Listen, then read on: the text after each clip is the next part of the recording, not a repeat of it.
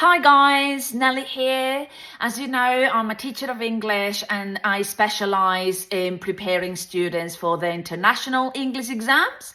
And today I just want to answer one of my students' questions about learning vocabulary and if the vocabulary that we are learning in class is in his brain or not. So this speaking practice was just about answering questions for part 1, okay, in the speaking test.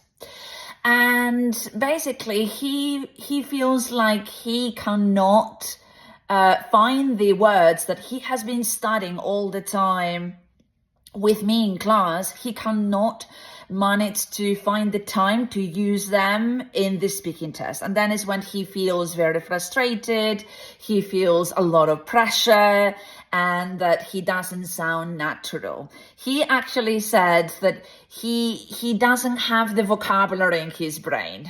I want to say 2 things here, okay? One is good and the other one is bad.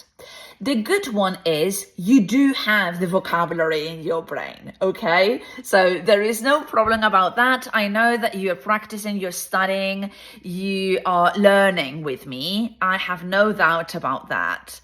The bad thing is you don't know how to extract it, right? You don't know how to take it out. The good thing is I can help you. I can help you do that. So you don't have to worry. Okay. The first thing that I'm going to say is we have to prioritize what kind of skill you are practicing, and we need to prioritize the vocabulary that we have learned in class according to that skill, okay? So if it is a speaking practice, we're going to prioritize only vocabulary that we said is good for your speaking. And if you're doing a writing practice test, then we're going to prioritize all the vocabulary that we said it's only for your writing. So it's not about using all the vocabulary all the time for all the practices that we do. It's about prioritizing and creating departments, creating sections, okay, dividing one vocabulary content for one skill / separation, different vocabulary content for a different skill, like for example, writing. And I'm going to show you some tips. Okay, so tip number 1, if we have different vocabulary content depending on the skill, we are going to have 2 notebooks, one for my writing, the other one for my speaking. Okay, so this is a very good idea to create and to just separate your vocabulary according to skills. Am I practicing writing? I'm going to use the vocabulary that is in this notebook. Am I going to practice speaking? I'm going to just use the vocabulary that I have in this notebook. Okay, so this is a very, very good idea. If you feel that having 2 notebooks is too confusing and too difficult for you, then you can just have one notebook, okay? And we're going to divide the notebook in 2 parts. So the beginning of the notebook, that's going to be my speaking section, and then the cover of the book, okay, the notebook, that's going to be my writing section. I'm going to show you now the 2 presentations with all the vocabulary that we explained in class so far, and the one that should go into your writing notebook, and the vocabulary that should go into your speaking notebook, okay? So, for example, what you can see in my speaking notebook is all the lessons and all the material that we explained in class about the speaking. So we have the synonyms of important, eager, likes and dislikes, different feelings, atmosphere, the vocabulary topics that we explained in class for the speaking, for example, how to speak about places, the dialogue and the phrases for the speaking part, and the signposting language, how to begin my answer when they ask me questions, like for example in part 1. Please let me know if you don't have any of this material, because so far this is what we have explained for this speaking. And that is, when you are doing a speaking practice, that is the material that you should only use. And with this, it's more than enough. So if we're speaking about personal questions, individual answers, then you could go for all the different synonyms and vocabulary that we explained so far that you can see in this presentation. If it is about dialogues, then we focus on the conversational language and the feelings and atmosphere. But yeah, generally, every speaking practice that you do should be only focused on this vocabulary content, and only this one, nothing else. So let's recap. Let's make clear a process for your speaking homework. So obviously, yes, number 1, we need to understand the instructions of the task that I'm sending you, right? Then the next thing is you open your notebook, your speaking notebook, and see the material that you could use. Try to think of ways you can practice the new words or phrases and write your answer as you are using the new words and phrases in your answer. Then rehearse your responses several times. Maybe you can do it in front of a mirror because it actually boosts your confidence more in that way, okay? So to rehearse basically is to repeat the answer that you have written and feel confident with what you say. This is by reading, okay? Rehearse your responses, reading the answers that you have written several times. Then is when you try to do it without looking at your notes and see how much you remember the phrases that you want to use in each answer. And try to do that several times, okay? Although they seem memorized, it's just a practice speaking. It's not on the day of the exam, okay? So the strategies that we use are different. This is what it has to look like, okay? It has to look like you rehearsed. It has to look like you are memorizing or you're practicing, because it improves your confidence, and that's what we want. And then finally, when you feel confident giving these answers, you record your homework of each answer. And more or less, the estimated time to do this speaking homework is 1 hour. Okay, more or less 1 hour. This is when you see the questions that I'm asking you. You try to create each answer for the part 1 questions. You practice several times reading in front of a mirror. Then you try to remember you try to answer from memory what you wrote. And finally, you record your homework. So usually it takes 1 hour. So basically, in my writing section, okay, I have all the vocabulary. For example, all the notes and all the vocabulary that we explained, okay, according to topics. So science and technology, and I have all my vocabulary here. And the other one,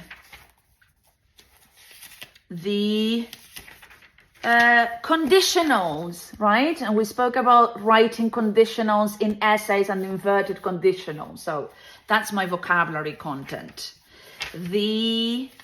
Law and crime. Okay, so that's my vocabulary topic, and I'm making all my notes in my writing notebook. Okay, this is my writing notebook. When I'm doing a writing practice, my writing notebook looks like this. So I have the vocabulary that we discussed about the essays in class.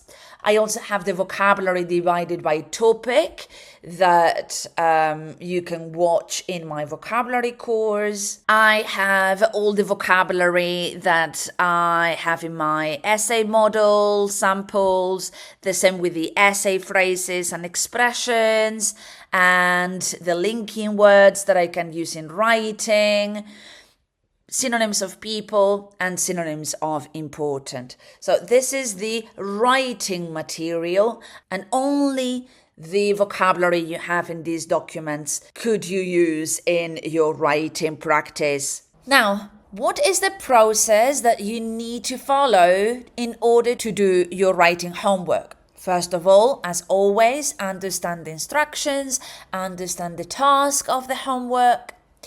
Take your notebook and get all the material and resources that you have for that writing in particular, the checklist, the language tables, the models, all the synonyms, everything that you have in that notebook.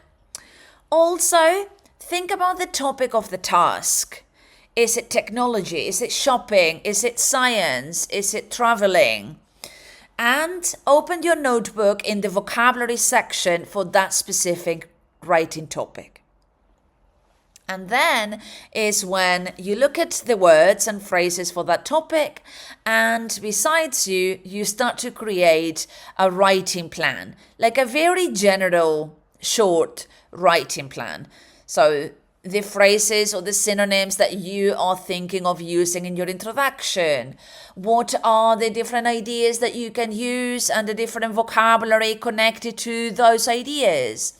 What are the phrases that you want to use in your conclusion? So basically, make a small skeleton of phrases and words that you can find useful to apply in that writing.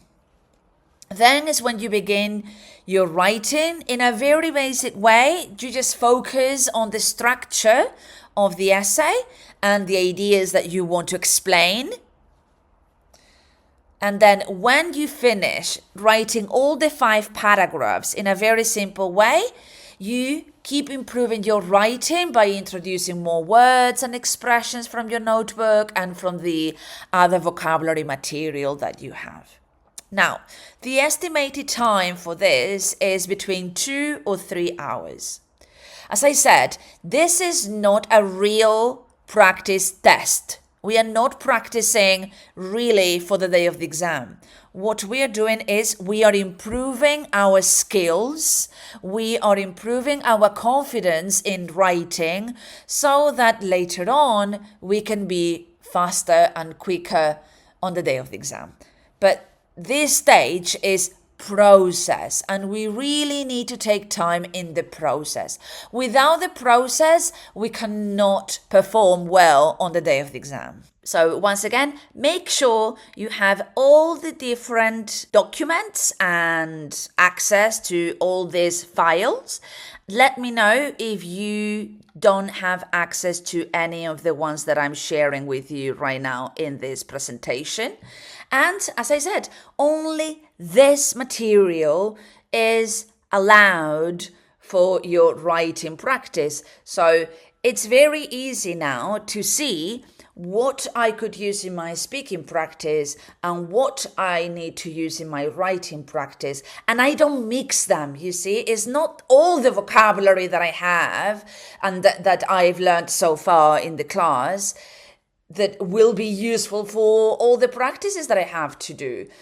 Each vocabulary material has a specific skill where to shine. So in this way, you prioritize and focus on very specific vocab and expressions without the pressure of having to use everything every time you do an English practice. Not everything will be important for the examiners, okay? So if we have high expectations, guys, of using everything all the time in all my practices, what usually happens is poor performance. Okay, so we need to choose our battles. Quality over quantity, my friends. And obviously, you don't need to write everything down by hand, okay? You can just maybe print these documents that I'm sharing with you and glue them, okay? Glue them to the sheets, to the papers of your notebook. And I understand.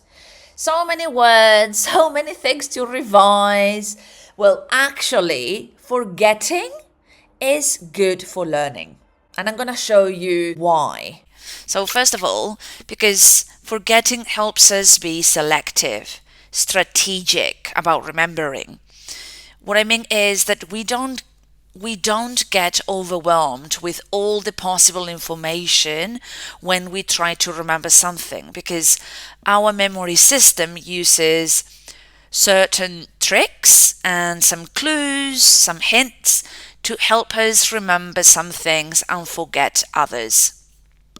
We remember some bits and pieces of information and not others based on the context, the frequency, and how fresh this information is in our brain. Things that we have to remember frequently and bring them back most often come to mind much more easily. This also means that things we haven't needed to remember frequently or recently don't come to mind as easily. So definitely frequency and how fresh this information is in our brain is really important for learning, but also to prioritize the content depending on the situation, depending on the context that we are in. So, when you are reconstructing and rebuilding your memories, you're making them more permanent. You are transforming them into learning, into long-term memory. So, we need to actually make that effort and make that effort into remembering and try to bring that information back from our memory. When we do that many times, by the end of it is when we finally store this information in the long-term memory and we finally learn it. So I can give you some strategies about creating an organized schedule. That's the best way in order to make this forgetting practice more efficiently. So this is basically where you practice bringing back the information, and when you prioritize the content depending on the situation or the context that you're in. So spacing, okay, for example, making this forgetting practice Mondays, Wednesdays, Fridays. So to space the practices help you improve your long-term memory and therefore you learn more efficiently. Okay, guys, so that's all for me today. I hope you find this useful. If you don't understand some of the things that I've been saying in this video, please let me know and I'll do my best to explain it individually to each one of you. Okay, see you soon. Bye.